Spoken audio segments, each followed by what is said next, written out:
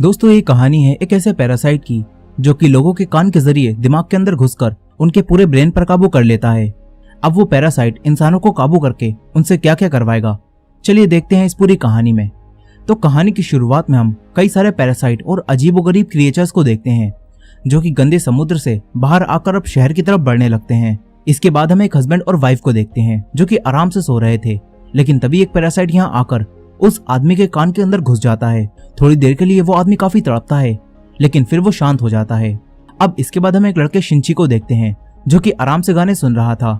तभी यहाँ एक और पैरासाइट आकर उसके कान में घुसने की कोशिश करता है, लेकिन शिंची ने ईयरफोन लगा रखे थे, इसीलिए अब वो पैरासाइट नाक के जरिए अंदर जाने लगता है। तभी शिंची उसे देखकर उसे दूर फेंक देता है। शिंची डरते हुए एक बुक के जरिए उसे मारने की कोशिश करता है, लेकिन वो पैरासाइट उसके हाथ पर काटकर उसके हाथ के अंदर घुस जाता है। तभी शिंची घबराकर एक केबल से अपने हाथ को बांधकर उसे बीच में ही रोक देता है। तभी शिंची की आवाज सुनकर उसकी मॉम यहाँ आ जाती हैं। शिंची उनसे कहता है कि उसके हाथ में कोई कीड़ा घुस गया है, लेकिन उसकी मॉम कहती है कि ये लड़का मजाक कर रहा है। वो शिंची के पास आकर उसके एक हाथ से उसका दूसरा हाथ छुड़ा देती हैं और फिर देखती हैं तो यहाँ उन्हें कोई भी कीड़ा नहीं दिखता। उन्हें लगता है कि शिंची अभी से ही सटिया गया है। शिंची भी चौंक जाता है कि आखिर वो कीड़ा कहाँ गायब हो गया। अब तभी उसकी मॉम वही गाना सुनती हैं जो शिंची सुन रहा था। फिर उसकी मॉम शिंची से कहती है कि इस तरह के गाने मत सुना कर, तभी तेरे को ऐसे वहम होने लगे हैं। अब ये कहकर उसकी मॉम यहाँ से चली जाती हैं। शिंची सोचता है कि वो कीड़ा आखिर कहाँ गायब हो गया। अब अगली सुबह शिंची जब ब्रेकफास्ट कर रहा होता है तो उसे अपने राइट हैंड यानी कि जिस हाथ में वो पैरासाइट घुसा था उस हाथ में अजीब सा महसूस होने लगता है। फिर हम उसी आदमी को देखते हैं जिसके अंदर पैरासाइट घुस गया था। वो आदमी अब अजीब सा बिहेव कर रहा होता है और अब वो अपनी वाइफ के पास जाता है। अचानक से उसका मुंह एक बड़े से क्रिएचर के मुंह में बदल जाता है जिसके अंदर कई सारी आंखें थीं। उसकी वाइफ कुछ भी समझ पाती इससे पहले ही वो आदमी अपनी वाइफ को खा जाता है, यानी कि उस पैरासाइट ने इस आदमी के ब्रेन को पूरी तरह से अपने काबू में करके इसे एक क्रिएचर बना दिया है। अब हम फिर से शिंची को देखते हैं जो कि अपनी दोस्त सातोमी के साथ स्कूल जा रहा था, लेकिन आज शिंची का बिहेवियर थोड़ा बदला हुआ था और उसके राइट हैंड पर उसका कोई भी काबू नहीं था। वो सातोमी को गलत जगह छू देता है और सातोमी उससे गुस्सा होकर चली जाती है। फिर क्लास में पढ़ते हुए उसकी रेजर नीचे गिर जाती है और जब शिंची उसे उठाने के लिए हाथ आगे बढ़ाता है तो तभी उसका हाथ बड़ा होकर रेजर उठा लेता है। इसके बाद बास्केटबॉल खेलते हुए शिंची बॉल को काफी दूर से उसी हाथ से रिंग में डाल देता है। शिंची कंफ्यूज हो जाता है कि उसके हाथ के साथ ये सब क्या हो रहा है, इसीलिए वो वापस घर आकर इंटरनेट पर इस बारे में सर्च करता है। तभी उसके हाथ से एक आंख बाहर आती है। शिंची उसे देखकर चौंक जाता है, लेकिन वो आंख वापस अंदर चली जाती है। शिंची अब अपना हाथ काटकर आंख निकाल कर देखने वाला था, लेकिन तभी उसका हाथ एक बड़े से सांप में बदल जाता है और उसे ही डरा देता है। फिर उसका हाथ एक छोटे क्रिएचर में बदल जाता है। शिंची उसे देखकर काफी डरा हुआ था। तभी वो क्रिएचर कहता है कि मैं फेल हो गया। शिंची कहता है कि ये मेरे हाथ को क्या हो गया। तभी वो क्रिएचर भी कहता है कि ये मेरे हाथ को क्या हो गया। अब वो क्रिएचर शिंची की बातों को दोहराने लगता है। फिर वो शिंची को बताता है कि मैंने तुम्हारा हाथ खा लिया है। वो क्रिएचर शिंची से कहता है कि मुझे बात करना सिखाओ। वहीं दूसरी तरफ हम उसी आदमी को देखते हैं जिसकी बॉडी पर उस पैरासाइट ने कब्जा कर लिया था और वो पैरासाइट भी अब टीवी के जरिए इंसानों की भाषा सीख रहा था। और तो और उसने इस आदमी की वाइफ को खा लिया होता है। अब अगले दिन सुबह शिंची जब सोकर उठता है तो वो देखता है कि वही क्रिएचर जो कि उसके हाथ से जुड़ा हुआ है वो उसका लैपटॉप और बुक से इंसानों से जुड़ी इन्फॉर्मेशन पढ़ रहा है। शिंची उससे कहता है कि मैं हॉस्पिटल जाकर तुझे कटवा दूंगा, कि मैं तेरे हाथ की सेल से जुड़ा हुआ हूँ, इसलिए तुम्हें अपना पूरा हाथ कटवाना पड़ेगा, जो कि शिंची कभी भी नहीं करवा पाएगा। अब वो पैरासाइट शिंची को बताता है कि वो उसकी पूरी बॉडी पर कब्जा करने की कोशिश कर रहा था, लेकिन क्योंकि शिंची ने उसे हाथ में ही रोक दिया तो इसके बाद वो शिंची के हाथ पर ही कब्जा कर पाया और अब वो दोनों एक दूसरे से जुड़ चुके हैं। ये क्रिएचर कहता है कि तुम मेरे होस्ट हो और मैं अपने होस्ट के बगैर कुछ भी नहीं कर सकता। फिर वो क्रिएचर कहता है कि तुम मुझे मिगी बुलाओ। मिगी शिंची के जरिए स्कूल में कई सारी बुक्स पढ़ता है और इंसानों के बारे में और भी ज्यादा जानता है। वो स्टूडेंट्स को फाइटिंग प्रैक्टिस करते हुए भी देखता है और मिगी सिर्फ उन्हें देखकर ही फाइटिंग स्किल सीख लेता है। अब इसके बाद हम पेंटिंग क्लास में शिंची को देखते हैं जो कि अपनी पेंटिंग पर काम कर रहा था। तभी सातोमी यहाँ आती है और उससे कहती है कि अगर तूने फिर से वो सब किया ना तो मैं तेरी जान ले लूंगी। इसके बाद सातोमी शिंची की पेंटिंग देखती है और फिर यहाँ से चली जाती है। अब स्कूल के बाद शिंची रात में जब बात ले रहा होता है तो तभी मिगी कहता है कि मुझे तुम्हारी बॉडी को इन्वेस्टिगेट करना है। मिगी शिंची की पूरी बॉडी को देखने लगता है। यहाँ मिगी और शिंची में अच्छी दोस्ती हो गई होती है और मिगी शिंची को कोई भी नुकसान नहीं पहुंचाता, लेकिन इसी शहर में कई सारे पैरासाइट ने और लोगों की बॉडी पर भी कब्जा कर लिया होता है और वो पैरासाइट लोगों को मारकर खा रहे थे। ये खबरें पूरे शहर में फैल जाती हैं, लेकिन किसी भी आम इंसान को ये पता नहीं होता कि लोगों को कौन मार रहा है। अब एक दिन शिंची बस से कहीं जा रहा था तभी मिगी सिंची से कहता है कि मुझे यहाँ पर किसी अपने जैसे पैरासाइट होने का एहसास हो रहा है। मिगी सिंची को यहीं उतरवा कर उसे एक शॉप में ले जाता है जहाँ इन्हें एक आदमी दिखता है। उसके शरीर पर भी एक पैरासाइट ने कब्जा कर लिया था और वो आदमी एक नॉर्मल आदमी को मारकर खा रहा था। उस आदमी को भी एहसास हो जाता है कि शिंची के शरीर में एक पैरासाइट है, इसीलिए वो आदमी शिंची को इंसानों का मीट खाने के लिए देता है। लेकिन फिर उसे पता चलता है कि शिंची का ब्रेन अब भी उसके काबू में है और पैरासाइट उसके हाथ से जुड़ा हुआ है। अब तभी मिगी को कुछ एहसास होता है। मिगी शिंची से कहता है कि अब ये तुम्हें मार देगा, यहाँ से भागो। शिंची बाहर निकलने की कोशिश करता है लेकिन उससे दरवाजा नहीं खुलता। तभी वो आदमी शिंची के पास आता है और अपना एक हाथ काट कर मिगी से कहता है कि तुम शिंची के हाथ को छोड़कर मेरे हाथ पर आ जाओ। लेकिन मिगी और शिंची में अच्छी दोस्ती हो गई थी, इसीलिए मिगी उसके हाथ पर जाने से मना कर देता है। फिर मिगी शिंची की जान बचाने के लिए इस पैरासाइट से फाइट करता है और क्योंकि मिगी ने शिंची के स्कूल में स्टूडेंट को फाइट करते हुए देखा था, इसलिए शिंची उन्हीं मूव्स का इस्तेमाल करके इस पैरासाइट के ब्रेन और बॉडी को अलग कर देता है, जिससे वो पैरासाइट वहीं मर जाता है। अब तभी यहाँ कोई आने लगता है। शिंची पीछे के दरवाजे से जहाँ से वो आया था वहीं से भाग जाता है। शिंची अपनी मॉम को इस बारे में कुछ भी नहीं बता पाता। यहीं अब इस शहर में काफी लोग गायब हो रहे थे और उनकी लाशें मिल रही थीं। शिंची के अलावा कोई भी नहीं जानता था कि उन्हें पैरासाइट मारकर खा रहे हैं। शिंची मिगी से कहता है कि तुम अपने पैरासाइट दोस्तों से कहो कि वो लोगों को मारकर ना खाएं। लेकिन मिगी कहता है कि हमारा खाना इंसान है। वो कहता है कि जैसे तुम इंसान सब्जियां और एनिमल्स को मारकर खाते हो, वैसे ही हम जिंदा इंसानों को खाते हैं। यहाँ मिगी शिंची से जुड़ा हुआ था, इसीलिए जब तक शिंची जिंदा रहेगा तब तक मिगी भी जिंदा रहेगा और शिंची की बॉडी से ही उसे खाना मिलता रहेगा। इसीलिए मिगी को इंसानों को मारने की जरूरत नहीं थी। और मिगी शिंची को धमकी भी देता है कि अगर तूने मुझे चोट पहुंचाने की कोशिश की ना तो मैं तेरी जान ले लूंगा। शिंची उसे कहता है कि तू एक डेमन है। वो ये कहकर सो जाता है। वहीं दूसरी तरफ उसी शॉप में हम एक पुलिस ऑफिसर को देखते हैं जिसे उसी पैरासाइट की डेड बॉडी मिलती है जिसे शिंची और मिगी ने मारा था। यहाँ इन दोनों पुलिस ऑफिसर को पता चलता है कि मरने वाले आदमी ने पहले किसी इंसान का मीट खाया था। ये दोनों पुलिस ऑफिसर्स अब इस केस को सोल्व करने की कोशिश करते हैं। अगले दिन हम शिंची को देखते हैं जो कि अपने स्कूल में था। तभी मिगी को एहसास होता है कि यहाँ भी उसी के जैसा कोई पैरासाइट है जिसने किसी इंसान को अपने काबू में कर लिया है। तभी इनके प्रिंसिपल इनकी नई टीचर तामिया रियोको को इनसे इंट्रोड्यूस कराते हैं। मिगी और शिंची समझ जाते हैं कि तामिया ही वो पैरासाइट है। यहीं तामिया भी अपने पैरासाइट सेंस की मदद से ये समझ जाती है कि शिंची भी एक पैरासाइट से जुड़ा हुआ है। फिर इसके बाद शिंची तामिया के पास जाता है। तामिया उससे कहती है कि मुझसे डरो मत, ये तामिया पैरासाइट बाकी पैरासाइट से बिल्कुल अलग होती है और इस पैरासाइट को एक्सपेरिमेंट करने का काफी शौक होता है। यहाँ तक कि इसने एक दूसरे पैरासाइट के साथ मिलकर अपनी इस बॉडी को प्रेग्नेंट भी कर लिया होता है ताकि वो ये देख सके कि इस तरह जन्म लेने वाला बच्चा आखिर क्या बनेगा। यहाँ शिंची उससे कहता है कि तुम यहाँ स्कूल में क्या करने आई हो। इस पर वो कहती है कि मैं बस नॉर्मल लोगों की तरह जीना चाहती हूँ। वो शिंची से कहती है कि मैं तुमसे और बात करती लेकिन तुम्हारी गर्लफ्रेंड हमें देख रही है और कहीं उसे ऐसा न लगे कि तुम नई टीचर को देखकर उसे भूलकर नई टीचर पर फिदा हो गए हो। इसीलिए तामिया शिंची को बाद में मिलने के लिए कहती है। अब तभी सातोमी जो कि इन्हें देख रही थी वो यहाँ से चली जाती है। तामिया शिंची से कहती है कि मुझे स्कूल के बाद मिलना। मिगी भी तामिया से मिलने के लिए तैयार हो जाता है। वो शिंची से कहता है कि मैंने पहली बार ऐसा पैरासाइट देखा है जो इतना शांत होकर अपने होस्ट की बॉडी में रह रहा है। अब तामिया के बारे में और ज्यादा जानने के लिए शिंची बाद में तामिया से मिलने जाता है। तामिया ने यहाँ पर 2 और पैरासाइट को भी बुलाया होता है जिनमें से एक हाई स्कूल स्टूडेंट शिमाडा होता है और दूसरा एक ऑफिसर मिस्टर ए होता है। ये दोनों तामिया के साथ मिले होते हैं। तामिया शिंची और मिगी को बताती है कि हम पैरासाइट को सर्वाइव करने के लिए आपस में मिलकर रहना होगा और इसीलिए हमने मिलकर पैरासाइट्स का एक नेटवर्क बनाया है और हम सब एक दूसरे से जुड़कर एक दूसरे को इन्फॉर्मेशन देते हैं ताकि हम सब इंसानों के बीच छुपकर रह सकें और अपने लिए रोज इंसानों को मारकर खा सकें। तामिया शिंची से भी इनके नेटवर्क में जुड़ने के लिए कहती है लेकिन शिंची कहता है कि मैं पूरी तरह से तुम्हारे जैसा नहीं हूँ, तुम सब एक मॉन्स्टर हो। तामिया कहती है कि हाँ हम सब एक मॉन्स्टर हैं, इसीलिए मैंने मिस्टर ए के साथ मिलकर एक एक्सपेरिमेंट किया है जिससे मैं प्रेग्नेंट हो गई हूँ और क्योंकि हम दोनों ही पैरासाइट हैं इसीलिए मेरे अंदर जो बच्चा है वो आखिर क्या होगा। इस पर मिगी तुरंत कहता है कि तुम दोनों ने वो इंसानों की बॉडी में किया है इसीलिए तुम्हारे अंदर एक इंसान का ही बच्चा है। तभी तामिया कहती है तो फिर हम कौन हैं?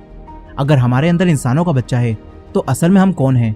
हम बस इस बॉडी के जरिए जी रहे हैं। तामिया कहती है कि हमारे जीने का मकसद क्या है? तामिया इनसे कहती है कि इसीलिए मैंने हमारा नेटवर्क बनाया है और मैं पैरासाइट्स के फ्यूचर के बारे में सोच रही हूँ। तामिया शिंची को धमकी देती है कि अगर तुम्हें हमारा साथ नहीं देना तो हमारे खिलाफ कुछ भी करने की कोशिश मत करना, नहीं तो मैं 3 सेकंड में ही पूरे स्कूल को खत्म कर दूंगी।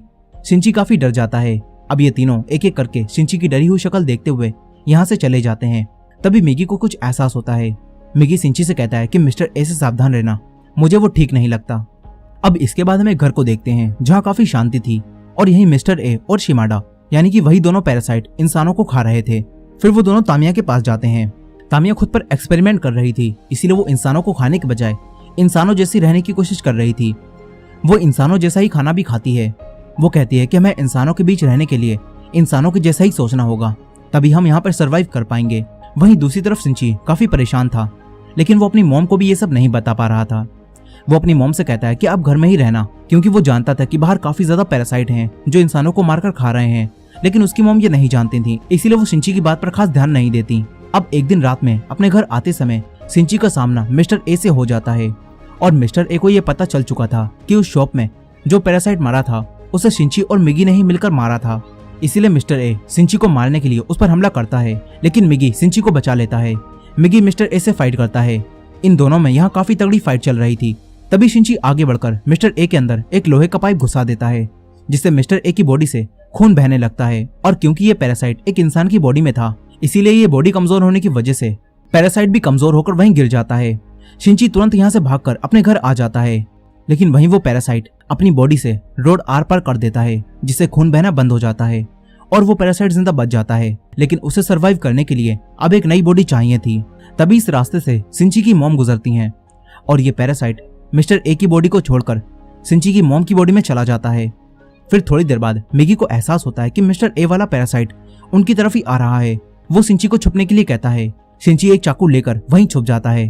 तभी उसकी मॉम घर में आती है। मिगी समझ जाता है कि मिस्टर ए वाला पैरासाइट अब उसकी मॉम की बॉडी में आ गया है, लेकिन सिंची के लिए यह विश्वास कर पाना काफी मुश्किल था। तभी वो पैरासाइट डायरेक्ट सिंची के हार्ट पर हमला करता है और उसके हार्ट को जख्मी कर देता है। सिंची वहीं गिर जाता है। सिंची की बॉडी में अब एक छेद हो जाता है। फिर वो पैरासाइट यहाँ से कहीं और चला जाता है। यहीं सिंची अब मर रहा होता है, लेकिन मिगी सिंची को बचाने के लिए उसके हाथ से निकलकर उसकी बॉडी में चला जाता है। धीरे धीरे समय बीतता है और कुछ दिन बीत जाते हैं। मिगी सिंची के हाथ में दोबारा से वापस आ जाता है और सिंची जाग जाता है। सिंची अब बिल्कुल ठीक हो गया होता है। फिर मिगी उसे बताता है कि मैंने तुम्हारे हार्ट को ठीक करने के लिए अपने एक हिस्से को वहां छोड़ दिया, जिससे तुम्हारा हार्ट वापस रिकवर हो गया और तुम्हारी जान बच गई। मगर यहाँ सिंची दोबारा से जिंदा होने से बिल्कुल भी खुश नहीं था। उसके लिए अब जिंदगी में कुछ भी नहीं बचा था। यहाँ सिंची खूब रोता है। फिर अगले दिन सिंची तामिया के पास जा रहा था। तभी उसे रास्ते में सातोमी मिलती है। सातोमी उससे बात करती है, लेकिन सिंची का बिहेवियर अब फिर से बदलने लगा था।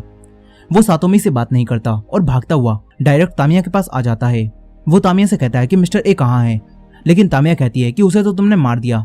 यहाँ तामिया सब कुछ जानती थी, लेकिन फिर भी वो बनकर दिखा रही थी। मिगी तामिया को बताता है कि मिस्टर ए ने उस पुलिस ऑफिसर की बॉडी को छोड़कर सिंची की मॉम की बॉडी को ले लिया है। सिंची कहता है कि मिस्टर ए तुमसे जुड़ा हुआ था, इसीलिए तुम्हें जरूर पता होगा कि वो कहाँ है। लेकिन तामिया साफ साफ सिंची को मिस्टर ए का पता बताने से मना कर देती है। सिंची उसे डराने के लिए एक चाकू निकालता है, लेकिन तामिया इन दोनों को ही डराकर यहाँ से जाने लगती है। तभी सिंची उसकी तरफ चाकू फेंकता है, मगर वो चाकू पकड़कर वापस सिंची की तरफ ही फेंक देती है। वो जानबूझकर सिंची को नहीं मारती। फिर वो यहाँ से चली जाती है। वहीं उन ऑफिसर्स को मिस्टर ए यानी कि उसी पुलिस ऑफिसर की बॉडी मिलती है। यहाँ इन्हें जांच से पता चल जाता है कि इस पुलिस ऑफिसर और उस शॉप के मालिक दोनों को मारने वाला कोई एक ही इंसान है। लेकिन ये लोग एक बात से परेशान थे, क्योंकि इस पुलिस ऑफिसर ने भी मरने से पहले कुछ इंसानों को खाया था और जांच में इन लोगों को ये बात पता चल गई थी। ये लोग सोचते हैं कि इन्होंने जो अफवाहें सुनी है कहीं वो सच तो नहीं। दरअसल इस शहर में ये बात फैल चुकी थी कि पैरासाइट इंसानों की बॉडी में इनके बीच छुपकर रह रहे हैं, लेकिन इन लोगों को लगता है कि ये सब बस अफवाह है। वहीं दूसरी तरफ सिंची हर जगह अपनी मॉम को ढूंढ रहा था। तभी एक दिन वो एक ऐसी जगह पर पहुंच जाता है जहां कुछ नेता लोगों के बीच वोट मांगने आए हुए थे। अब तभी मिगी और सिंची को एहसास होता है कि जो नेता लोगों से वोट मांग रहा है वो भी पैरासाइट है, और उसके अलावा भी यहाँ पर कई सारे पैरासाइट मौजूद हैं। मिगी ये सब देखकर चौंक जाता है। वो सिंची से कहता है कि पैरासाइट ने इतनी तरक्की कर ली है कि अब वो पॉलिटिक्स में भी घुस चुके हैं। मिगी काफी खुश होता है। वो सोचता है कि एक दिन पैरासाइट इस पूरी दुनिया पर कब्जा कर लेंगे। अब तभी इनके घर में वही दोनों पुलिस ऑफिसर्स आ जाते हैं। उन्हें सिंची पर शक होता है, इसलिए वो सिंची से थोड़ी बहुत पूछताछ करते हैं, लेकिन सिंची काफी चालाकी से इनसे झूठ बोलता है। फिर वो दोनों यहाँ से चले जाते हैं। अब काफी दिनों बाद सिंची फिर से स्कूल जाता है। यहाँ उसे सातोमी मिलती है। फिर यहाँ वही लड़का शिमाडा आता है। तामिया ने इसका इसी स्कूल में ट्रांसफर करवा दिया होता है ताकि वो सिंची पर नजर रख सके। शिमाडा सातोमी के सामने सिंची से पहली बार मिलने का दिखावा करता है और फिर वो यहाँ से चला जाता है। यहाँ तामिया इन दोनों को देख रही होती है। दरअसल यहाँ शिमाडा और तामिया को ये पता चल रहा था कि जब से मिगी ने अपनी सेल्स की मदद से सिंची की जान बचाई है, तब से सिंची की बॉडी में बदलाव हो रहा है। और वहीं दूसरी तरफ मिगी को भी ये सब पता चल जाता है। वो सिंची को ये सब बताता है। अब इसके बाद मिगी सिंची को ये बताता है कि जब से मैंने तुम्हारी जान बचाई है तब से मुझे भी कुछ प्रॉब्लम्स हो रही हैं। मिगी कहता है कि मुझे ठीक रहने के लिए हर दिन 4 घंटे सोना होगा और जब मैं सो रहा होऊंगा तो मैं किसी भी तरह तुम्हारी मदद नहीं कर सकता। अब ये कहने के बाद मिगी तुरंत सो जाता है। सिंची उसे जगाने की कोशिश करता है लेकिन अब मिगी नहीं जागता। वहीं दूसरी तरफ वो दोनों ऑफिसर्स ये पता लगा रहे थे कि पैरासाइट्स को कैसे पहचाने। उन्हें ये पता चलता है कि अगर किसी इंसान की बॉडी में पैरासाइट रह रहा है तो उस इंसान का बाल तोड़ने पर वो बाल कर्ली हो जाएगा। अब ये जानकर सीनियर पुलिस ऑफिसर अपने जूनियर पुलिस ऑफिसर का बाल तोड़ता है लेकिन वो कर्ली नहीं होता, जिससे वो समझ जाता है कि ये कोई पैरासाइट नहीं है। अब वहीं तामिया भी अपने नेटवर्क की मदद से ये जान जाती है कि इंसानों को हमें पहचानने का एक तरीका पता चल चुका है। यहाँ हम देखते हैं कि वही पॉलिटिशियन भी तामिया के साथ मिला हुआ है। अब इसके बाद हम फिर से शिंची को देखते हैं जो सातोमी से मिलता है। सातोमी उसके लिए आज डिनर बनाने के लिए कहती है क्योंकि शिंची अब अकेला था। शिंची मान जाता है। फिर वो दोनों डिनर के लिए शॉपिंग करने चले जाते हैं। तभी रास्ते में इन्हें एक पपी मिलता है जो कि बीच रोड पर पड़ा था। शिंची उसे उठाकर लाता है लेकिन वो मर चुका था, इसलिए शिंची उसे डस्टबिन में डाल देता है। सातोमी ये देखकर उससे कहती है कि तुम ये क्या कर रहे हो।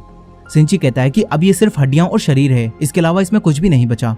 दरअसल अब शिंची के अंदर बदलाव हो रहा था और वो भी पैरासाइट की तरह सोचने लगा था और शिंची की ये सोच देखकर सातोमी उसे छोड़कर चली जाती है।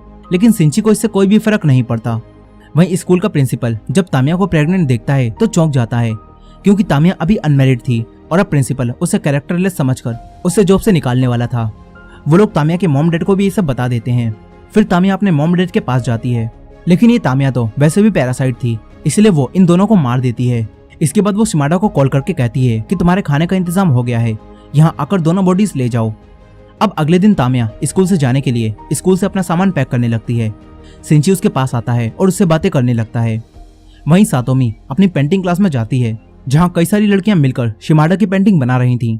तभी एक लड़की मजाक मजाक में उसका एक बाल तोड़ देती है और वो बाल कर्ली हो जाता है। इसे देखकर सारी लड़कियां समझ जाती हैं कि शिमाडा एक पैरासाइट है। शिमाडा भी जान जाता है कि उसका राज खुल चुका है, इसीलिए वो इन लड़कियों पर हमला करता है। उसका मॉन्स्टर जैसा मुंह देखकर सारी लड़कियां डरकर चीखती हैं। उनकी चीखों की आवाज सुनकर शिंची उन्हें बचाने आने लगता है।